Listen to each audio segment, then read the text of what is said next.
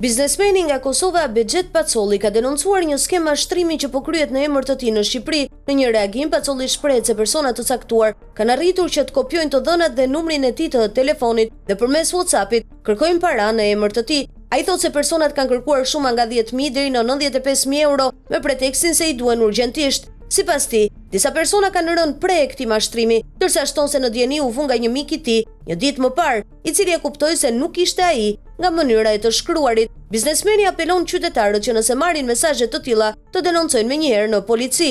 Reagimi i plot. Kohët e fundit janë shfaqur grupe kriminale të sofistikuara që po përdorin metoda të ndryshme për të mashtruar njerëzit dhe për të përfituar shuma të mëdha parash. Fatkeqësisht, një rast i tillë ka ndodhur edhe me identitetin tim në Shqipëri.